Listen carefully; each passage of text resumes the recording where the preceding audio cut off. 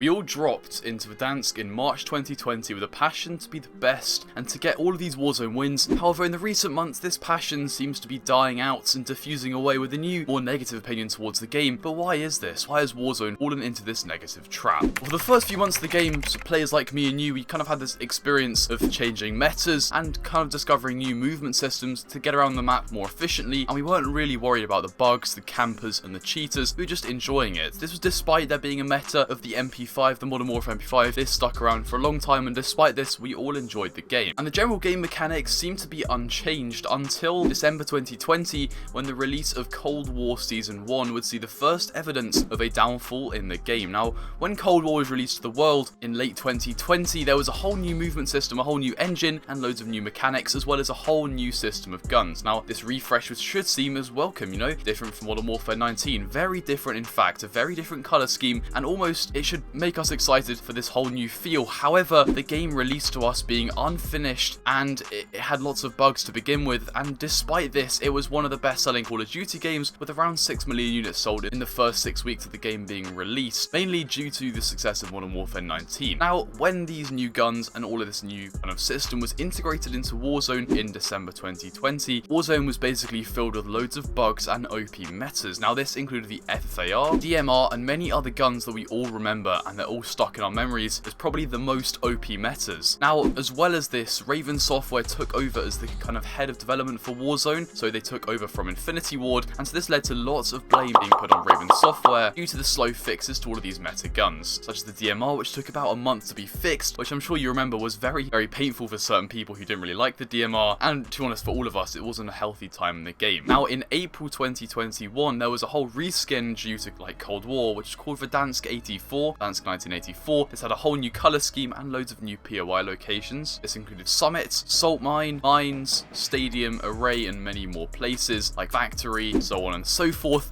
And this brought loads of new content. It brought old players back. It brought new players into the game. However, it did turn lots of players away from the game due to basically this is the biggest redesign since the start of the game. The update also brought the Rebirth Island map, similar to the Black Ops 4 Blackout map, and this resurgent based mode was very, very popular to begin with, and it brought lots of players from the kind of buggy Verdansk map over into this Rebirth map, which is still very popular today. This was due to typically having fewer cheaters, as well as having shorter match times, so all these frustrations could be gotten rid of and kind of forgotten much quicker than the 25-minute games that you'd be seeing in Verdansk. Towards the end of this Cold War era, towards the later part of 2021, we were all experiencing lots of hackers. For me personally, from Season 4 to Season 6, the hacking became a daily issue. Every time I'd log on, I'd think, hacker, hacker, hacker. If you were under level 55, you were a hacker in my eyes, and this led to many streamers leaving, including Nick Merckx, who's a major streamer who left in August 2021, and this was kind of like a turning point in the game. And as you can see on this graph here, the player count of Warzone peaked at 140,000 viewers when the new Verdansk 84 map was released, and as you can see here,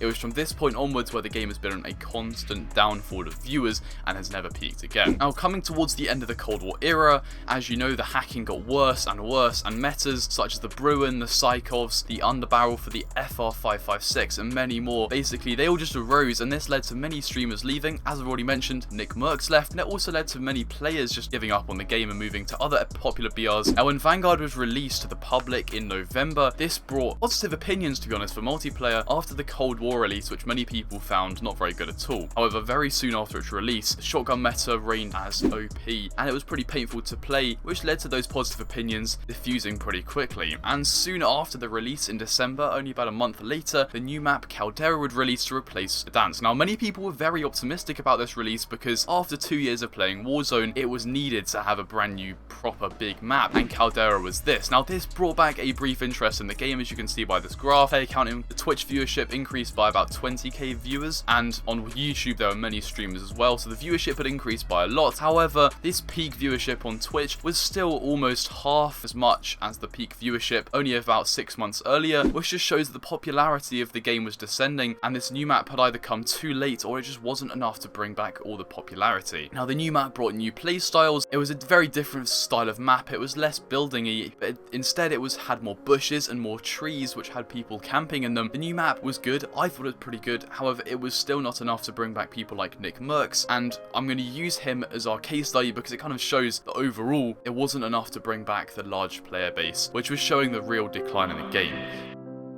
Now, despite developers seeming to listen by this point, it may have been too late, and it seems like people are just looking forward to the new release of Modern Warfare 2. Now, in a desperate effort to try and get back players, which may signal a positive rise to the end of Warzone 1, in June 2022, they released a new map called Fortune's Keep. Now, Fortune's Keep is similar to Rebirth Island. It's a resurgence-based mode, and this is what a lot of streamers have been playing and have been enjoying recently. Even people like Nick Merckx have actually come back and have been playing the game with people like Tim the Tatman, which has brought back a strong community who've loved this. Now, the popularity of this game is difficult to gauge at this point, since many major streamers like Dr. Disrespect, Tim the Tatman, they've all been moving from Twitch onto YouTube. However, what I can say is they all get about 40k viewers average. The player base is definitely still there, and the viewership is still there, so maybe this downfall of Warzone is turning around. However, we take a look on Reddit and other social platforms, we can see that the communities do still have negative posts talking about hackers and talking about OP metas, which as myself as a player, and you as players can probably understand. And people complaining about difficulties experienced, such as the FOV slider for consoles and other issues that have been here since the start of Warzone and are unlikely to change. It seems like at this point, things like skill-based matchmaking left a almost permanent scar to the player base,